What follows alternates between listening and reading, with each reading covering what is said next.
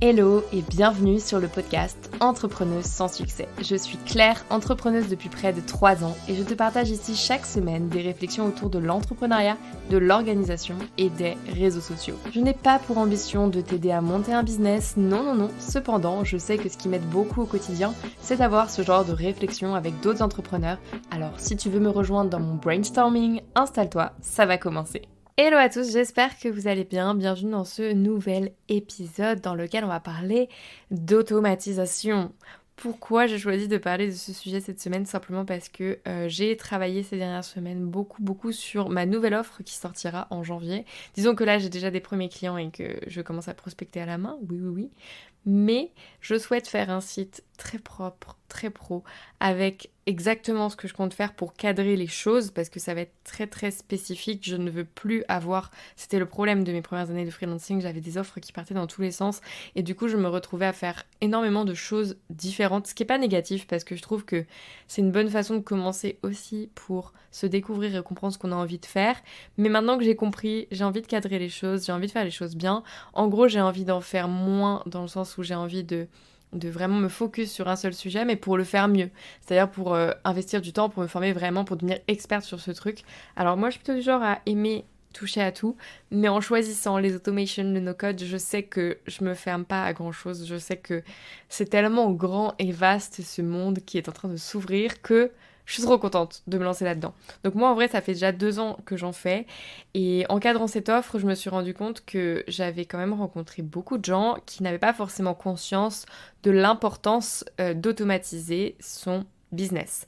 Et je parle de plein de profils différents, que ce soit des freelances ou bien des petites startups ou des entreprises un peu plus grandes. Je parle pas de très grandes boîtes parce qu'elles ont beaucoup de process et d'automation, et c'est peut-être d'ailleurs ça leur problème, c'est que parfois trop de process tue les process et ça devient très lent. Mais par exemple pour les freelances, automatiser sa facturation, c'est hyper important. C'est un premier pas pour éviter d'avoir à relancer à la main des clients, pour que ce soit fait automatiquement, pour éviter d'avoir à créer les factures à la main, pour qu'elles se fassent toutes seules. Bref, il y a plein de choses à faire, ça c'est qu'un exemple. Et donc aujourd'hui, je vais vraiment vous faire le podcast le plus condensé possible, pas pour essayer de vous convaincre, mais plus pour vous partager ma vision de qu'est-ce que le no-code, pourquoi c'est hyper important d'en intégrer très tôt dans son business, pourquoi ça devrait être intégré par tous.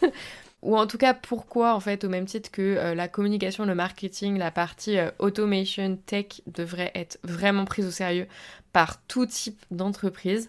Et donc pour ça, je vous ai préparé un petit podcast qui va se dérouler en 3 temps, où je vais d'abord donc revenir justement sur les bases. Qu'est-ce qu'une automatisation? Peut-être que certains n'en peuvent plus que je dise ce mot depuis le début et ne savent même pas ce que c'est, et c'est ok. Donc on va revenir là-dessus. Je vous donnerai des petits exemples concrets lors de mon récit.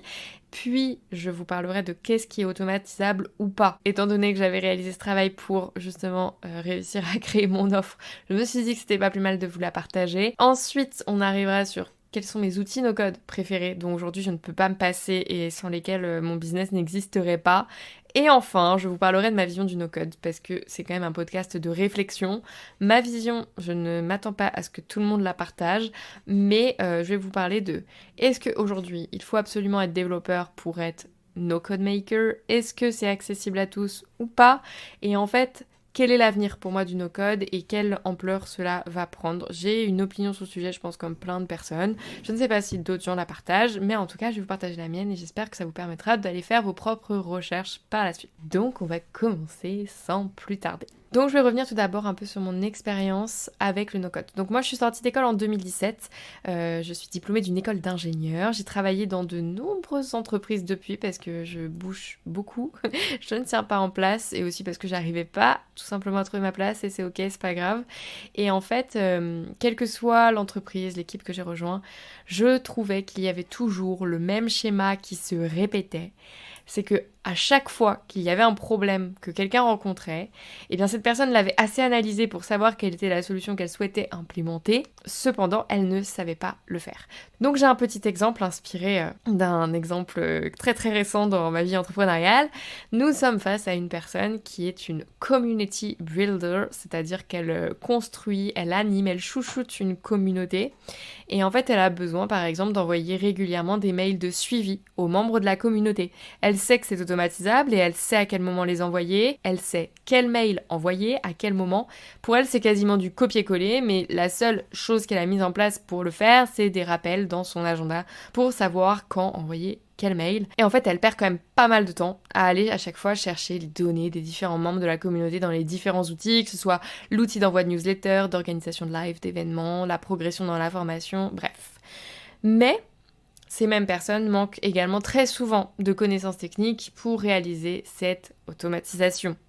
Alors, je vais revenir déjà, avant de parler de la solution, sur qu'est-ce qu'une automatisation. Puisque quand j'évoque ce terme, je rencontre énormément de personnes qui sont totalement frileuses à l'idée d'automatiser leur business. En général, après quelques semaines avec moi, c'est bon, elles arrivent à remettre en question cette idée, mais c'est vrai qu'au début, elles ont l'impression que automatiser leur business, ça va souvent être synonyme d'ennui. Elles ont l'impression que ça va tuer l'essence même de leur business, le côté authentique va disparaître, alors que vraiment, de par mon expérience très sincèrement, il est bien plus sain de voir ça plutôt comme une façon de consolider l'existant pour faire de nouvelles choses encore plus excitantes qu'une chose qui va tuer votre business. De toute façon, il n'y a aucun business qui sera automatisable à 100% et fort heureusement. Moi, mon objectif, c'est de vous faire automatiser les tâches qui ont une très faible valeur ajoutée, l'envoi d'une facture, pour vous laisser du temps, pour vous dégager du temps pour les choses qui sont vraiment game changer, les choses qui vont vraiment faire que votre business va faire la différence par rapport à d'autres.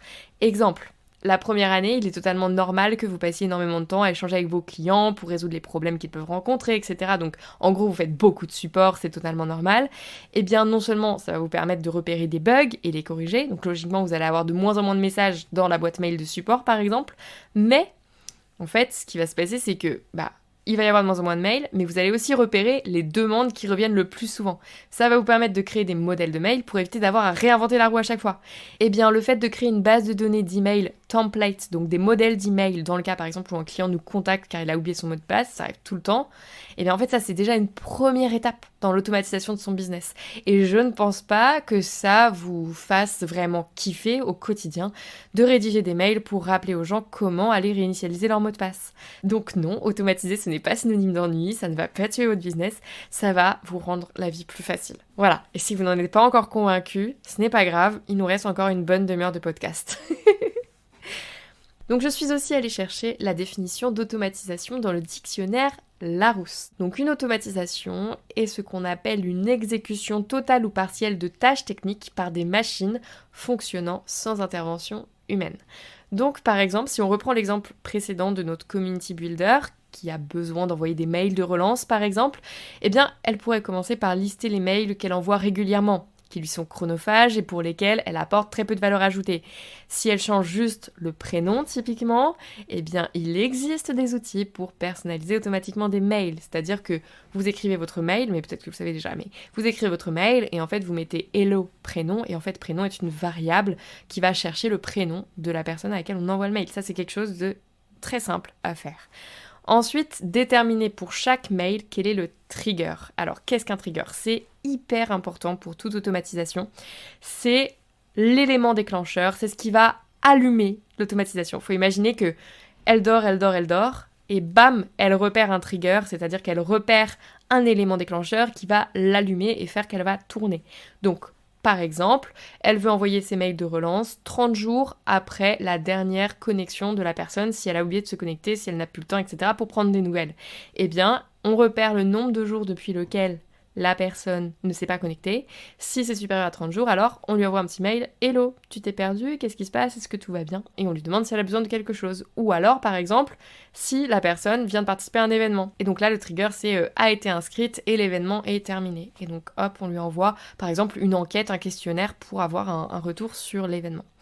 Donc pour ces besoins, je ne saurais que vous recommander d'utiliser par exemple Make, qui anciennement s'appelait Integromat, pour planifier par exemple tous ces envois d'emails, mais je sais qu'il y a aussi des simples outils de newsletter qui peuvent faire ça, mais de manière souvent, franchement les workflows sont souvent pas assez poussés, enfin ça dépend des outils. Voilà, moi j'ai bossé dans des boîtes qui avaient des outils d'emailing plutôt pourris, donc en fait c'était assez complexe, on passait plutôt par Integromat pour ce genre de workflow un peu complexe, et un petit CRM sur Airtable, ça me semble une solution assez simple à mettre en place qui permettrait donc à notre community builder de gagner beaucoup de temps. Mais là j'ai cité 2 outils, vous inquiétez pas, on reviendra sur tous mes outils préférés à la fin de l'épisode, enfin au milieu plutôt, mais on va continuer tout de suite sur le problème que j'observais. Donc notre community builder, il pourrait faire tout ça certes, mais il n'a pas forcément accès à l'information. Mais j'ai remarqué que souvent dans les boîtes, pourtant il y a des équipes tech qui sont capables auxquelles on fait appel d'ailleurs, et qui pourraient être capables de faire ça. Mais bien souvent, quand on a une équipe tech dans une boîte, c'est pas pour faire les automatisations des autres équipes.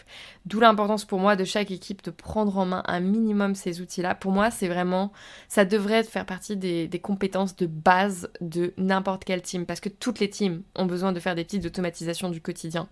Et donc, faire appel à la team tech à chaque fois qu'on a besoin de faire une automatisation qui est par exemple une relance de mail, c'est dommage, c'est pas leur rôle. Souvent, on a plutôt une équipe tech quand on a une application, une plateforme, etc. Donc aujourd'hui, les outils no-code sont de plus en plus accessibles et se démocratisent tous de plus en plus. Et je suis persuadée que demain, ça deviendra vraiment une compétence de base pour n'importe quel employé qui bossera dans des petites entreprises. Je dis pas que demain on va mettre des automations chez EDF ou, ou que sais-je, mais je suis persuadée que dans des petites boîtes où en fait on construit au quotidien notre métier, ça va vraiment devenir une compétence essentielle.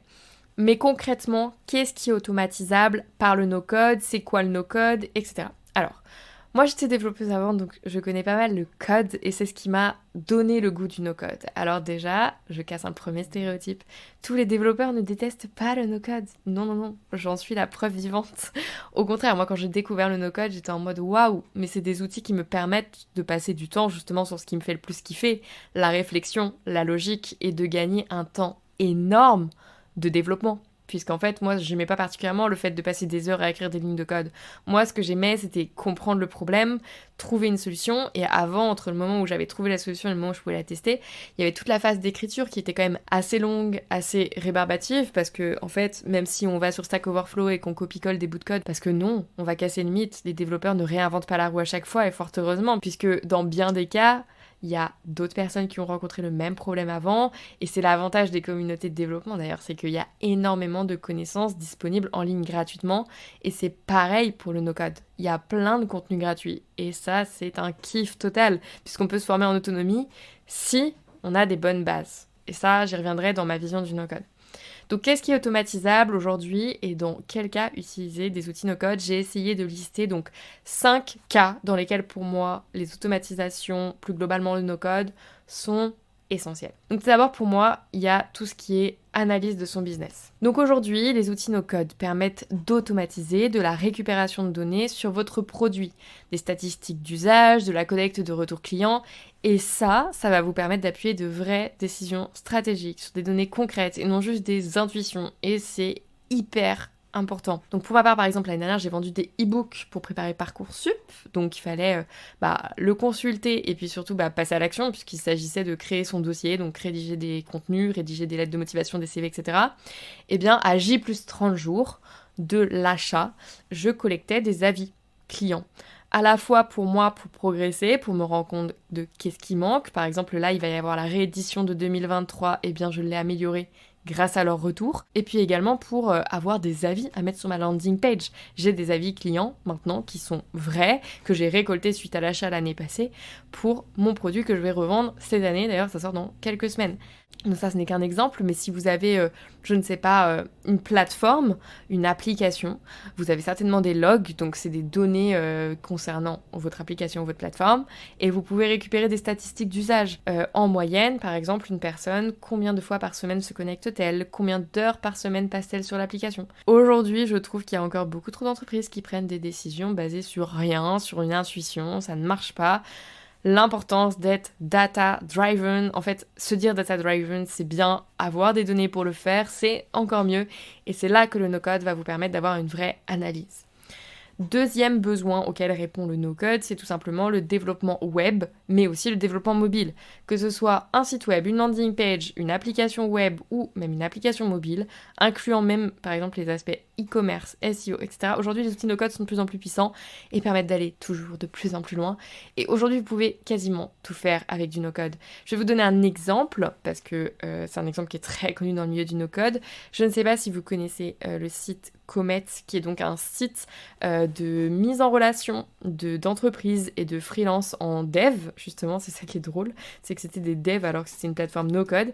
Et bien pendant très longtemps, je vais faire les recherches en parallèle pour vous trouver l'histoire. Voilà, j'ai Comet. Donc Comet, quand même, ça a été construit avec Bubble. C'est pas un outil dont je vais reparler aujourd'hui parce que c'est pas forcément celui que je maîtrise le plus, mais c'est donc un outil qui aide, enfin qui permet de créer des applications web sans une seule ligne de code. Et Comet, en fait, a dépassé les 600 000 € de chiffre d'affaires mensuel en 2017, juste avec une plateforme construite en no-code. Et donc, ils ont fait une levée de fonds de 2 millions d'euros en 2017 qui leur a permis alors de faire appel à une entreprise qui leur a développé une plateforme, cette fois-ci en code, quoi, en dur. Mais en fait, aujourd'hui, ça permet de tester une idée à des coûts bien moindres. Et moi je trouve ça incroyable parce que là où hier, en fait, oui, une start-up devait nécessairement, enfin pas nécessairement, mais dans bien des cas, une start-up dès ses débuts devait lever des fonds. Aujourd'hui, si tu es en train de développer un produit digital, que ce soit une application, un site, peu importe, dans bien des cas, t'as pas besoin de lever des fonds. Donc évidemment, ça ne s'applique pas à tous les business, mais si vous voulez construire une application ou une plateforme, aujourd'hui, les outils no-code sont quand même très très puissants. Et vraiment pas si difficile d'accès. Donc que ce soit vous qui souhaitiez vous former, il y a des formations vraiment à des prix très abordables, ou que vous souhaitiez le déléguer, ce sera vraiment beaucoup moins cher que si vous faisiez appel à des développeurs qui sont encore sur du code et non du no-code. Troisième besoin auquel cela répond, et c'est pour moi le besoin le plus vital, si je puis dire, c'est la création de dashboards pour les équipes. Aujourd'hui, je ne connais pas d'équipe qui n'a pas besoin d'un dashboard. Chaque team a des besoins hyper spécifiques. Donc par exemple, si on prend l'exemple d'une équipe RH, eh bien on pourrait leur créer un dashboard sur mesure, que ce soit sur Airtable ou sur Notion, de suivi des candidats en process de recrutement pour que tout soit normé et que tout soit clean, bien cadré, bien rangé. J'adore quand c'est tout bien rangé, je suis hyper organisée. Pareil, pour une équipe tech qui bosserait sur un produit, eh bien, qui aurait potentiellement un dashboard de suivi des bugs. Et en parallèle, un dashboard de gestion de projet, de quel bug on est en train de résoudre quand, lors de quelle mise en production celui-ci va être résolu, etc. Qui automatise l'envoi du mail de succès de la mise en production avec la synthèse de tous les fixes des bugs. Voilà, c'est un exemple. Si vous avez des contre-exemples de teams qui n'ont pas besoin de dashboard, je suis preneuse, mais je n'en connais aucune. Voilà. Et vraiment, pour moi, par exemple, avec Léna, on travaille sur de la création de contenu Instagram. On a notre planning éditorial sur Notion. Il est hyper puissant. Et la puissance aussi de Notion, c'est que il évolue tout le temps. C'est-à-dire que si on se rend compte que, par exemple, dans notre suivi des tâches ensemble, il manque un statut parce que il y a un petit couac au niveau de la correction, etc. Bam, on ajoute un statut, ça prend 3 secondes. 3 secondes. C'est incroyable. Bref, c'est un dashboard hyper personnalisé. Le problème dans les deux cas, que ce soit pour Notion ou Airtable, c'est que ce sont des outils, quand tu les prends en main, t'as la sensation qu'ils sont vides. Vides dans le sens où t'es face à une page blanche et que tout le monde n'a pas les connaissances nécessaires en base de données. En fait, c'est vraiment ça le truc, c'est que c'est des bases de données pour construire leurs propres outils, leurs propres bases de données finalement, parce que ce n'est que des bases de données. Et vraiment, si vous ressentez qu'il y a un manque d'organisation, un manque de cadre, c'est que vous manquez bien souvent de dashboard. Alors je sais qu'il y en a qui vont me dire, parce que j'ai eu cette réflexion même de grands CEO de boîtes, de CEO que vous connaissez certainement, qui m'ont dit, j'ai l'impression que c'est de l'overkill, c'est très bien d'avoir des beaux dashboards, mais est-ce que tu t'en sers réellement ? La réponse est oui. La réponse est oui, totalement. S'il est bien fait, s'il est évolutif, si chaque membre de l'équipe sait exactement ce qu'il a à faire dedans et que vraiment tout le monde l'utilise. Parce que s'il y en a un à droite à gauche qui commence à utiliser son application Note pour mettre des trucs et que du coup il sort en fait du process, la communication est perdue, la communication est rompue, il n'y a plus d'échange dans l'équipe. Donc ça nécessite une phase aussi de formation de tous les membres de l'équipe, c'est une évidence. Mais oui, ce n'est pas un mythe, j'utilise réellement mes dashboards au quotidien. En l'occurrence avec Léna, du coup c'est des dashboards de planning édito parce qu'on travaille ensemble sur de la publication de contenu, c'est logique.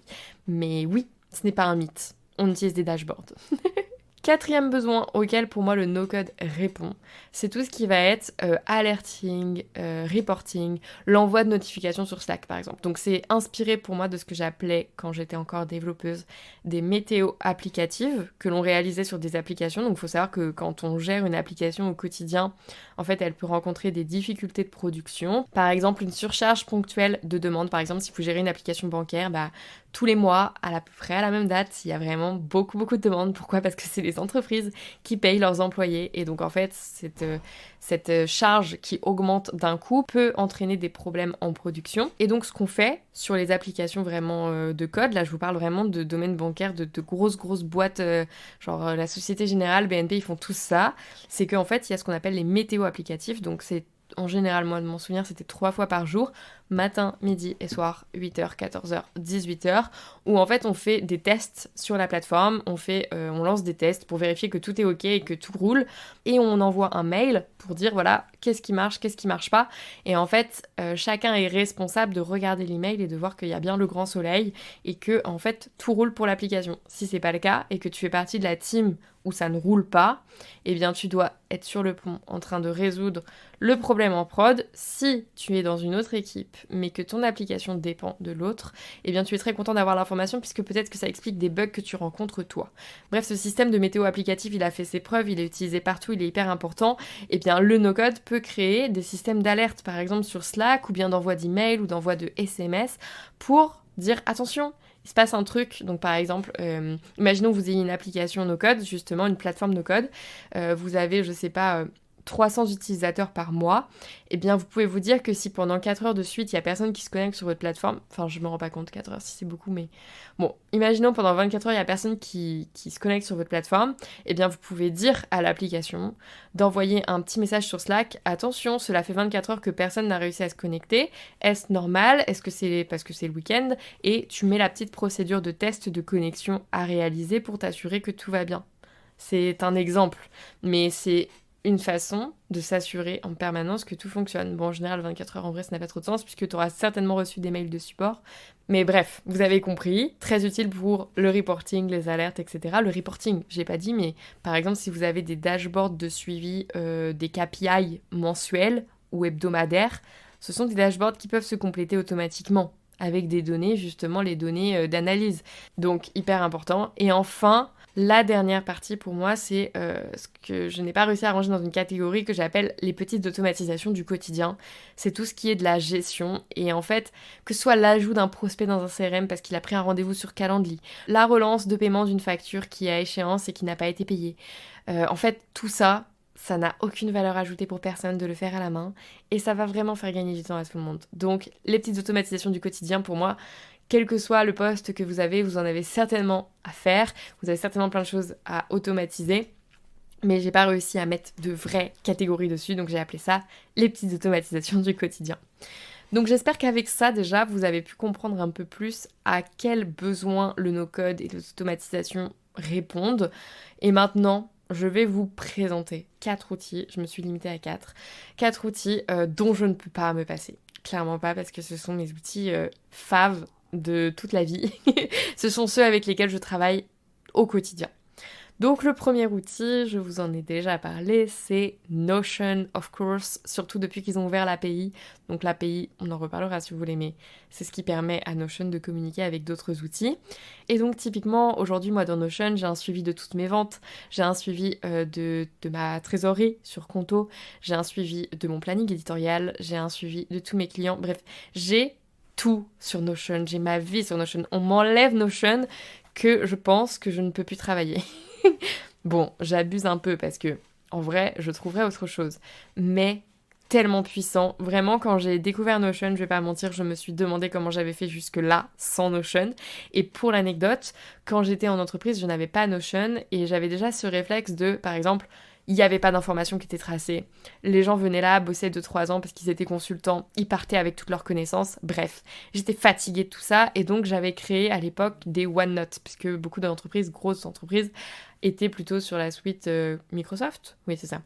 Et donc, j'avais le OneNote, oui, c'était OneNote, c'était violet là, dans lequel j'écrivais tout ce que je faisais. Je traçais toutes les procédures, les machins, les scripts à lancer et tout. Et en fait, avec du recul, j'avais déjà commencé à faire ce que Notion fait. J'avais commencé à essayer de recréer un Notion sur OneNote, alors que sur Notion c'est bien me fait, mais j'avais pas Notion. À l'époque ça n'existait pas, ça existait peut-être, mais en tout cas la boîte dans laquelle je bossais n'allait pas utiliser Notion, clairement pas, mais bientôt peut-être, on ne sait jamais. Et Notion c'est ça, c'est-à-dire que c'est l'outil qui va vous permettre de créer tous vos dashboards de suivi, qui va vous permettre de tracer toutes vos connaissances, enfin vraiment pour moi c'est l'outil d'organisation au quotidien. Le premier outil que j'ouvre quand j'allume mon Mac, c'est Notion. J'ai tout sur Notion. Je vais faire plein de vidéos sur YouTube pour vous expliquer vraiment mon Notion, comment je l'utilise, etc. Parce que je sais que c'est quelque chose dont on me parle énormément, sachant qu'aujourd'hui j'ai travaillé pour de nombreux clients et donc j'ai créé de nombreux dashboards qui correspondent à des besoins précis pour chaque team. Donc par exemple, j'ai le dashboard Notion du marketing, j'ai le dashboard Notion du CEO, le dashboard Notion de l'équipe Growth, bref, j'ai des dashboards Notion pour tout. Donc vous inquiétez pas, il y aura des vidéos YouTube sur Notion hyper spécifique. Je suis en train de faire le tour de tout ce que je veux faire, de tout ce que je veux vous partager et il y aura des templates à télécharger sur mon site, j'ai trop hâte. Enfin, ça fait beaucoup de travail. En fait, pour être conscient, ça fait 3 ans que je bosse comme ça en freelance et en fait là je suis en train de faire le point sur tout ce que je peux vous partager, mais en fait j'ai l'impression que j'ai genre 3 ans de secrets à dévoiler et en fait ça fait beaucoup de travail, donc pour l'instant il n'y a rien qui sort, mais c'est dans les bacs et c'est en cours. Donc Notion, vraiment pour moi, c'est l'outil que toute entreprise devrait avoir. Limite, quand vous créez votre boîte, créez-vous un Notion. La petite astuce, parce que Notion est payant pour les équipes, rejoignez Join Secret. Ce n'est pas un partenariat, non. Join Secret, ça vous permet d'avoir des tarifs préférentiels sur de nombreux outils. Parce que ces outils no-code, ils sont quand même pas donnés. Et j'en suis totalement consciente. Mais sur Join Secret, pour ceux que ça intéresse, vous avez 1000 $ de crédit offert sur Notion. Donc moi, pour vous donner une idée, ça fait quand même plusieurs années que je l'utilise et qu'on est plusieurs dessus. Je n'ai pas encore payé Notion parce que je suis toujours sur mes crédits. Et aujourd'hui, je gagne totalement assez d'argent pour être capable de payer Notion pourtant. Donc pour vous lancer, franchement, c'est pas mal pour avoir un premier espace Notion gratuit. Donc faites-le. Join Secret, je ne connais pas les tarifs. Attendez, je vous dis ça tout de suite. Mais moi, j'ai le Join Secret annuel et je trouve ça mais tellement bien parce que t'as des tarifs sur tout. Donc Join Secret, combien ça coûte? J'essaierai de vous mettre tous les liens dans le podcast, bien sûr. Alors moi, j'ai pris le annuel et donc c'est $200 par an pour avoir donc accès à tous les deals. Deuxième outil, hyper important, puisque je ne connais pas beaucoup d'entreprises qui n'ont pas besoin de site web, c'est Webflow. Webflow, c'est vraiment le site qui concurrence déjà tout ce qui est WordPress. Webflow, c'est le builder de site web le plus puissant qui existe aujourd'hui. Vraiment. Et je suis pas la seule à le penser. Donc ça va vous permettre de créer votre site web, mais ça peut aller encore plus loin. Si vous avez un blog, il le fait aussi. Si vous avez un e-commerce, c'est pas forcément l'outil que je vous recommanderais. Évidemment, Shopify est plus puissant, mais c'est possible aussi. Donc imaginons, vous commencez simplement par une landing page, puis vous voulez passer sur le mode e-commerce parce que vous vendez un produit. C'est totalement possible, parce que par exemple vous vendez, je sais pas, un bootcamp, j'en sais rien, je raconte n'importe quoi, et bien ce sera bien plus possible, et bien potentiellement que vous n'aurez pas besoin d'un Shopify pour ça, puisque vous n'avez pas de gestion de stock, de gestion de logistique, etc. Donc potentiellement que comme c'est un produit dématérialisé, ça fera plus l'affaire un Webflow qu'un Shopify. Mais en tout cas, ça couvre quasiment tout. Et là, ils viennent d'intégrer la fonction membre. Donc doucement, on sent leur envie d'aller concurrencer Bubble, même si Bubble, outil dont je vais pas parler aujourd'hui parce que je l'utilise pas au quotidien, franchement, pour moi, ça reste la référence à utiliser pour tout ce qui est application web. Donc gestion des comptes, etc. Mais aujourd'hui, Webflow le fait aussi. J'avais testé la bêta. Franchement, c'est pas mal, mais c'est pas encore optimal. C'est pas ce qu'on fait de mieux, puisque vraiment, Bubble est toujours un cran au-dessus à ce sujet. Ce qui est normal, hein, ils ont commencé avant. Mais pour moi, Webflow est meilleur que Bubble sur, par exemple, tout ce qui est front, animation, etc. Pour moi, vous faites des choses plus jolies aujourd'hui avec Webflow qu'avec Bubble. En fait, ça va dépendre de votre besoin. Si vous voulez une application web, allez vers Bubble. Si vous voulez juste un site web, allez vers Webflow. Je sais pas si les gens voient la différence entre un site et une application. Une application, ça va vous permettre de gérer des comptes. Ça va vous permettre par exemple de créer un Airbnb, Le Bon Coin, un un Comet, mais un Webflow va vous permettre de créer plutôt un site, un blog, un e-commerce si vous le souhaitez, mais c'est pas forcément la première utilisation, encore une fois Shopify, ou même mon site Claire No Code, il est sur Webflow. D'ailleurs, j'ai pas encore annoncé, j'ai fait mon site, ça y est, ça s'appelle clairenocode.fr si vous voulez aller voir. C'est le site sur lequel vous retrouverez justement les offres à venir concernant le no-code. Donc si tout ça, ça vous a intéressé, si vous envisagez d'automatiser votre business, vous pouvez évidemment faire appel à moi et toutes les infos seront disponibles sur mon site internet Claire No Code. Troisième outil, et pas des moindres. Alors, j'ai commencé par le plus simple à mes yeux pour aller jusqu'au plus complexe. Là, on arrive au niveau 3, on va dire, c'est Airtable. Airtable, qu'est-ce que c'est ? C'est un outil vraiment de ce qu'on appelle back-end, c'est-à-dire c'est de la gestion de base de données. Alors vraiment, moi j'adore Airtable parce que pour moi, c'est une super base de données. Par exemple, dans Airtable, vous allez pouvoir créer un CRM de suivi de tous vos clients. Vous allez également pouvoir créer, je ne sais pas, une base de données de tous vos articles de blog. Pour tout ce qui est base de données, dès que vous allez avoir des objets à stocker de même catégorie, vous allez pouvoir créer une base de données correspondante. Par exemple, il n'y a pas très longtemps, j'ai créé une base de données de suivi de tous les paiements pour une entreprise.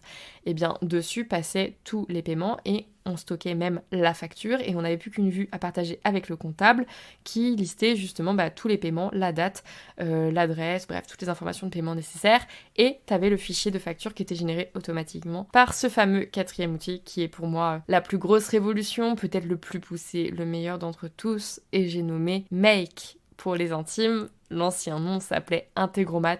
C'est de loin mon outil préféré parce qu'il n'y a quasiment pas de limite. On peut vraiment faire énormément de choses. Je vais pas dire qu'on peut tout faire, mais presque. Franchement, cet outil est incroyable.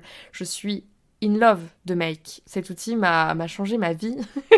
Cet outil permet de réellement faire ce que je faisais avant en entreprise avec du code, avec du shell, donc un des langages, on va dire, les plus... je sais pas comment on dit.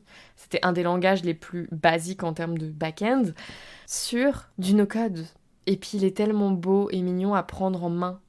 Je pourrais pas vous mettre d'image parce que c'est un podcast, mais vous inquiétez pas, des vidéos sur YouTube arrivent très vite sur Make également parce que je suis également en train de lister toutes les petites automations du quotidien que je pourrais vous partager parce que j'adore cet outil et que pour moi, il pourrait tellement simplifier la vie de tellement de monde et il mérite à être connu, d'autant plus qu'il n'est pas si compliqué à prendre en main. Donc avant d'ailleurs d'arriver à pour qui c'est le no-code et est-ce que vraiment c'est accessible à tous, je vais vous partager un petit peu comment moi je fais travailler tous ces outils ensemble. En gros, je commence globalement par deux choses, Notion, Webflow, c'est pour ça que j'ai commencé par là. Notion, c'est tout ce qui va être interne, Webflow, ça va être justement le site web qui va être partagé sur le web, qui va être partagé à tous. Et en fait, je vais faire collaborer les deux grâce à Airtable et Make. Donc, comment je vais faire ? Par exemple, imaginons que j'ai mon site Webflow et que, comme je disais, je vends des formations dessus. Et bien, à chaque vente de nouvelles formations sur Webflow, eh bien, je vais créer une nouvelle ligne dans ma table Airtable qui s'appelle Nouvelle vente de Bootcamp. Et en fait, de cette façon, la personne va entrer dans un workflow qui existe sur Make, où à chaque nouvelle vente, par exemple, eh bien, on va onboarder la personne sur ma plateforme de formation. Alors là, il y en a plein des plateformes de formation, je ne vais pas rentrer dans le détail, mais le fait de l'onboarder va lui envoyer un mail de bienvenue, va générer sa facture, va par exemple, je ne sais pas, qu'est-ce qu'elle va faire d'autre, va lui envoyer peut-être un petit questionnaire à compléter Typeform pour lui dire Hello, quel est ton besoin, qui tu es, j'ai besoin d'en savoir un petit peu plus sur toi, juste pour t'aider au mieux et sur Airtable en fait toute cette base de données va être ensuite en fait après je fais des automations sur Make qui permettent de faire un lien entre Airtable et Notion et du coup j'ai une vision clean sur Notion de tout mais en fait tout ce qui est formule etc est bien plus poussé sur Airtable et même genre le module Airtable de Make et je trouve plus efficace, plus simple, plus pertinent que le module Notion. Notion vient d'ouvrir son API. Notion a encore des progrès à faire en termes de base de données, mais ne nous cachons pas, c'est déjà incroyable qu'un outil d'écriture, entre guillemets, intègre l'utilisation des bases de données. Alléluia, c'est magnifique, c'est magique. Donc vraiment, c'est comme ça que j'utilise les trois. On va dire que Notion, c'est du interne à l'entreprise. Webflow, c'est tout ce qui va être externe, partagé sur le web. Et Airtable, c'est ma base de données de sauvegarde en back-end et sur Notion est affiché du front de la base de données. C'est comme une vue, si vous voulez, que je remets. Et c'est Make qui permet de faire tous les liens entre tous ces outils. Alors, est-ce que parce que c'est la question que tout le monde me pose, est-ce que le no-code est accessible à tous? Dans quelle mesure on peut soi-même automatiser son business? Alors, je pense que ce serait totalement hypocrite de dire que c'est simple d'automatiser son business et que c'est hyper accessible à tous, étant donné que moi-même j'étais développeuse et que j'apprends encore. Voilà. Donc les outils no-code ne sont pas si simples d'accès. Je pense que la question sous-jacente à tout ça, c'est quelles sont les compétences que cela requiert, qu'est-ce qu'il faut apprendre pour réussir à prendre en main des outils no-code. Pour moi, en fait, il y a un point commun, oui, entre les développeurs et les no-codeurs, si on peut dire ça, c'est la logique. On ne peut pas s'en passer, jamais. La logique est hyper importante si tu as une facilité à résoudre des problèmes, et je pense que c'est là que moi, le fait d'être ingénieur m'a aidé, c'est que j'ai fait des études où j'ai appris à résoudre des problèmes, et bien franchement, tu vas très facilement prendre en main des outils no-code et t'as pas forcément besoin de payer des formations. Par contre, si c'est quelque chose avec lequel t'es pas forcément à l'aise et que tu sais que t'as besoin d'être accompagné justement sur cette partie logique, par exemple, tu n'es pas à l'aise avec tout ce qui va être créer des boucles forts, créer des conditions if, donc les bases de l'algorithmie, qui pour moi sont vraiment nécessaires même au no-code, peut-être que là tu vas avoir besoin d'un accompagnement et il faudra revenir sur tout ça. Mais sinon, je pense honnêtement que si tu les as déjà, que tu as déjà potentiellement appris un langage, franchement tu vas très facilement prendre en main les outils no-code. Pour autant, je trouve que c'est pas forcément nécessaire d'être développeur pour être bon no-codeur. Pourquoi je dis ça? Parce que en fait, la question sous-jacente, c'est qu'est-ce qu'un développeur? Si un développeur, ça commence à savoir faire du front et coder une page en HTML, CSS, alors non, en fait, lui, il ne saura même pas utiliser certains outils no-code. Il ne saura pas non plus utiliser Make, typiquement, parce qu'il n'aura pas la logique. Par contre, il s'en sortira plutôt bien en Webflow, parce que sur Webflow, il va vraiment bien s'y retrouver sur l'outil, parce que, en gros, tu as le HTML à gauche, le CSS à droite. Donc, il va très bien s'en sortir, très rapidement, il va comprendre et prendre en main l'outil. Mais par exemple, s'il a un formulaire ou un paiement à faire sur son outil Webflow, il va pas réussir à le connecter et à résoudre ce problème de logique, du coup. Donc, ce que ça soulève comme problème, c'est que c'est pas simple de répondre à cette question tout de suite de but en blanc. Pour moi, pour prendre en main Notion, c'est plutôt accessible à tous et vraiment n'importe qui peut commencer Notion à l'utiliser, sachant qu'il y a des templates, etc. Juste, en fait, pour des besoins plus spécifiques et plus complexes, potentiellement, il va falloir se faire accompagner. Mais s'il s'agit simplement de commencer à créer un compte pour commencer à, je sais pas, stocker par exemple tous ces articles de blog ou tous ces posts LinkedIn, c'est accessible à tous, sans formation et très simplement. Pour faire son premier site Webflow, on va pouvoir utiliser des templates. Pour créer sa première base de données Airtable, honnêtement, je pense que vous n'aurez pas le besoin tant que vous n'allez pas utiliser Make. Pour utiliser Make, là, je pense qu'il vous faudra clairement des premières bases en logique. Parce que vraiment, là, moi, je me retrouve très souvent face à des scénarios où c'est vraiment, je me retrouve face à un problème de logique qui m'était posé quand je faisais vraiment du code en école. Et après, comment je fais pour m'y retrouver? J'utilise Whimsical, un outil dont j'ai pas parlé, qui me permet de visualiser tous les funnels qui existent grâce à mes différentes automatisations. Mais bref, là, je m'éparpille. Mais en gros, oui. En fait, Make, ce sera le plus complexe. Et pour moi, si on n'a pas les bases de logique, les bases d'algorithmie, c'est pas forcément quelque chose qui sera facile à utiliser. Parce que par exemple, rien que pour trouver le trigger, c'est quelque chose que vous n'allez pas forcément facilement réussir à faire. Je sais que beaucoup ne comprennent pas comment se déclenche une automatisation. Nombreux sont ceux qui vont créer leurs petites automatisations et en fait, à la fin, ils vont se rendre compte, bah oui, j'ai mon module mail parce que je vais envoyer un mail, mais j'ai toujours pas réfléchi en fait à la logique qui se cache derrière. En fait, l'outil n'est pas compliqué à prendre en main, c'est la logique qu'il y a derrière de, en fait, à quel moment je l'envoie mon mail? Qu'est-ce qui se passe? Dans quel outil je vais pouvoir retrouver l'info qui va déclencher cette automation?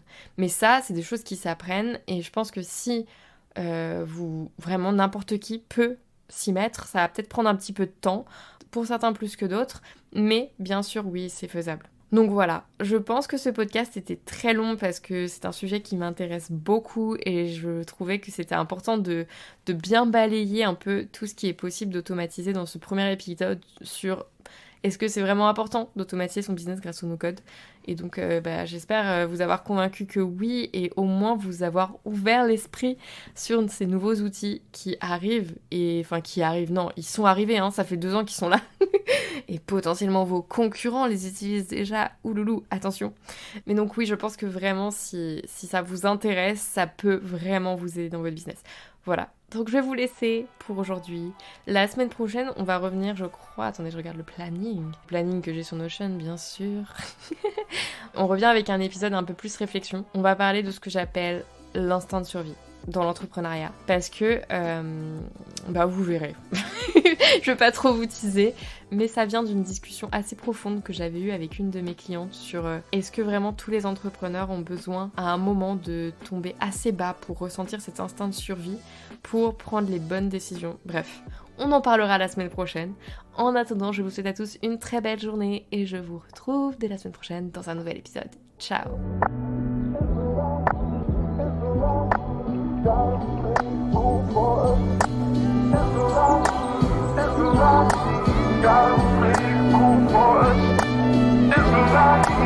It's a lot,